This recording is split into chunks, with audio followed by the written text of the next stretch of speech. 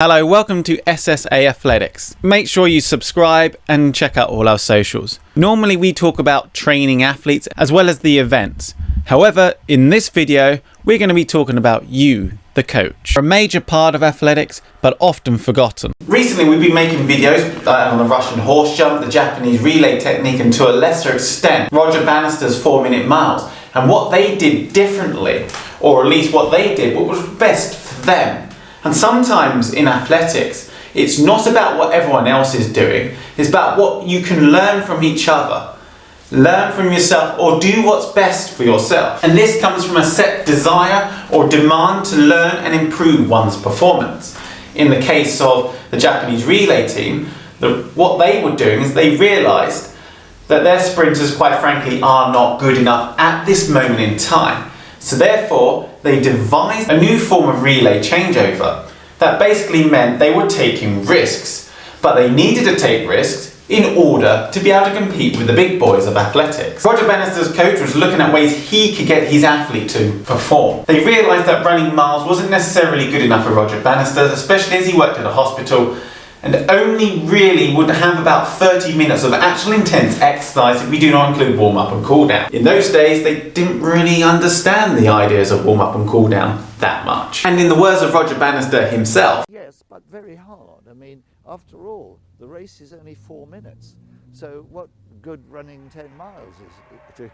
But for me, on a personal note, looking at the Russian athletes and doing these different drills and trying to understand why they were doing these drills.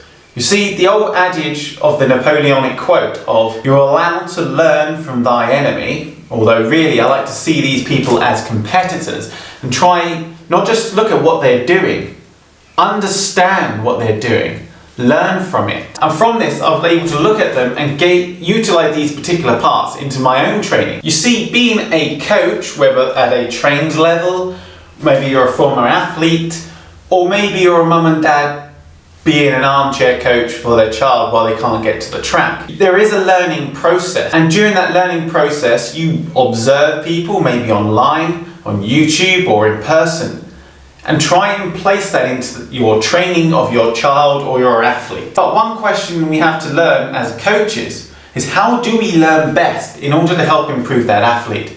Are we gaining the experience needed? And experience doesn't necessarily mean I was there and therefore I trained my athlete and therefore I gained the experience because I was there. It's what did you learn in that moment? What did you learn from others? And to a certain extent, your foresight, your noggins. And this is where reflection can come in to help us gauge where we are in training of our athletes. Understanding what, how, why and when. And reflection is really good at improving our things that can't necessarily be shown in a quantitative form, i.e. the times, for instance. It's understanding personal things that us as coaches can look to improve. And then reflection often gets a bad rep because people often confuse it with rumination, which is where you hark on the negatives. Reflection is a highly positive force, a highly positive thing in order to gauge one's education and learning. And yes, it does necessarily mean focusing on things that are quite upsetting. But how do you reframe that to help to improve your coaching? And I'm not going to stand up here as some guy on YouTube who's the guru voice. This guy in his late 20s who's been coaching for a little bit of a time now and pretend I know everything. There's guys out there who's going to be more experienced or better know information than I have over certain things. And just because I was lucky enough for 2 weeks of the year, being able to go over to Alfamar in Portugal and watch and observe, and occasionally when they're allowed to speak to some of these athletes from all over Europe and understand what they're doing in their training, why are they doing it, doesn't necessarily make me an expert. I only saw them for 2 weeks a year. People like, for instance, Dan Paff, who was or is considered one of the world's best field coaches during the Soviet era, observed the Russians in a Russian enclave training while he was hiding in a bush. And then later on, when the fall of the wall and the fall of communism, was able to engage with these coaches, gain their experience, gain their knowledge, and apply it over years. And plus he's also a good coach coming through the NCAA system and gaining that experience from college athletes and able to apply that to athletes all over the world. He would have greater knowledge, greater understanding of the systems, and of course his knowledge then adapted and changed over time as he looked and went through different systems like the UK athletics system, and gauging from actual scientific research as well to order and help and improve his practice. Coaching is not just, oh, I know it now, therefore I am going to be one of the best elite coaches of all time. Sometimes coaches make it too much about them and not their athlete. After all, you're there to improve your athlete. You're there for the athlete's need and care of that athlete. It's an act of acquiring knowledge is forever adapting and changing, and your ability within that and how good you are a coach is based and gauged on the opinions of the athlete and whether you can get those athletes to perform. It will change over time. Each athlete is individually different. And understanding those individual differences, you sometimes may need to say, hey, I'm not the best coach for this job, maybe you go to this coach. Or maybe you need to do things differently for that athlete. As a coach, your first port of call is the care and needs of your athlete. However, you can't care for the athlete unless you also look after yourself, and that is one thing that's often forgotten. The welfare and well-being and education and learning of the athlete is important, but so is the welfare, education and learning of the coach too. Understanding whether we are the best coach for the athlete, and athletes will move on in their own time, whether forced or through other means. So for instance, at SSA Athletics, we deal with primary school children. However, when they come to 11 years of age, they will naturally move on to their other athletics clubs in the local area. Times athletes will move on because of other reasons. Maybe there's a better coach, maybe there's a national or an elite coach, and they move on to them. Or maybe they change their distance or discipline, in which case they go to the event specific coach.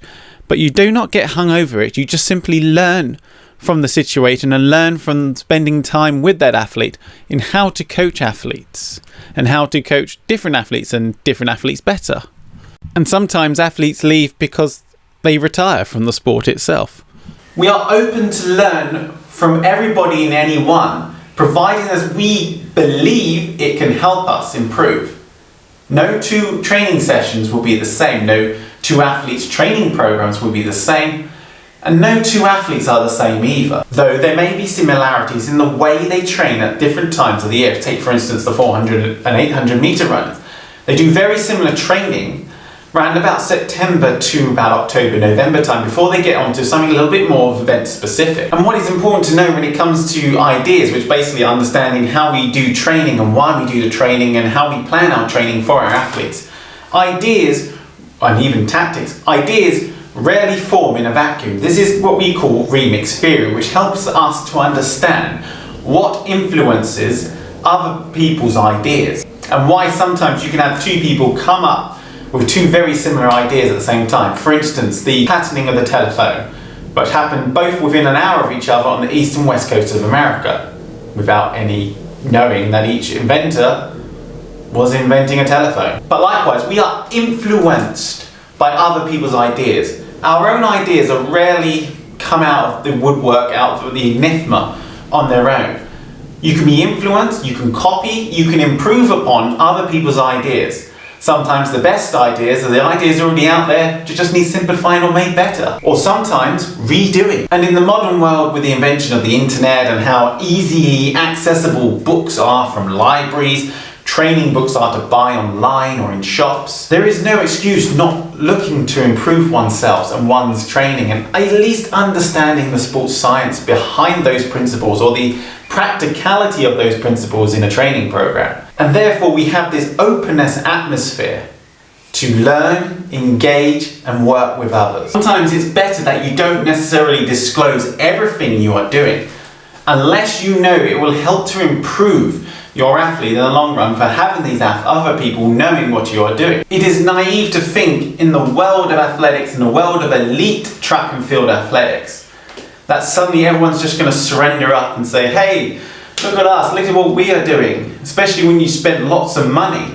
testing and doing scientific experiments to figure out what these athletes can do and how to improve them. And especially when it comes to the fact that it's high stakes at the elite level.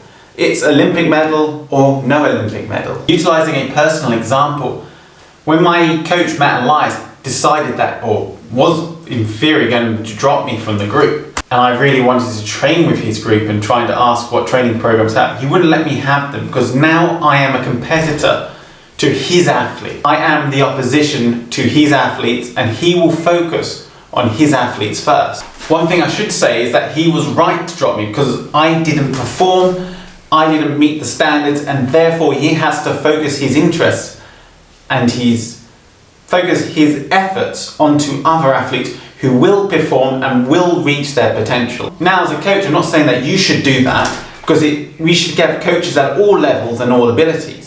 But at the elite level, it is cutthroat, and that does happen. Now, in the case of the Russian, reason why for all the secrecy, erotic history of doing very ethically naughty things. Oh, I've got a phone call.